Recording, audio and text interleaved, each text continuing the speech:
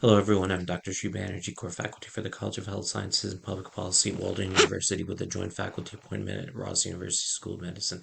And in this video, I wanted to talk about childhood obesity, especially within the United States. Children and adolescents within the age 2 to 19, they have more issues in especially in 2017, 2020 than other age groups. The prevalence was around 20%, a bit under 19.7%, which affected about 14.7 million children and adolescents. Um, so the area that was the most percentage was at 22.2% was 12 to 19 years old. And then next was 6 to 11 years old, which was 20.7%. And then 2 to 5 years of age, which was 12.7%. Any obesity is defined as any BMI above the 95th percentile of the CDC's sex-specific BMI for age growth chart, and these are BMI for age growth charts that you'll see pretty frequently. Some of these are black and white, and you can look at it in color.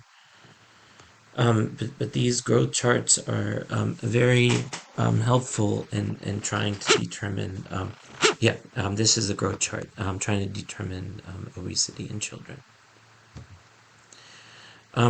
Taking a look back to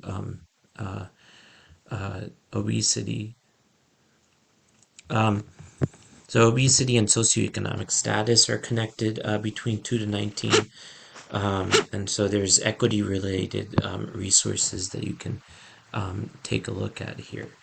But the facts remain that individuals enrolled in WIC, young children, that's an important place to work along obesity. And the prevalence among non-Hispanic Asian boys and Hispanic boys, actually obesity was lower in high income groups.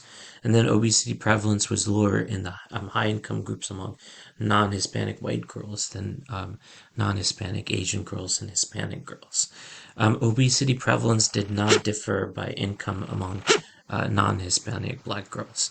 This is the basic statistics that undergird childhood obesity. And so I hope you take a quick moment to go through this website. It's completed by the Centers for Disease Control, in order to in order to better understand this type of obesity. And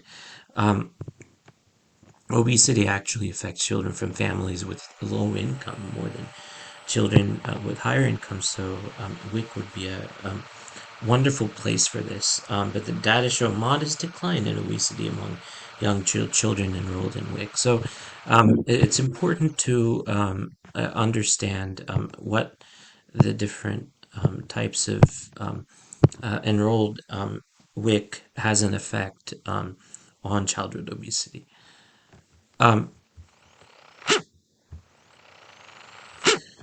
So these are the trends and maps. Hopefully this makes sense. Thank you for listening.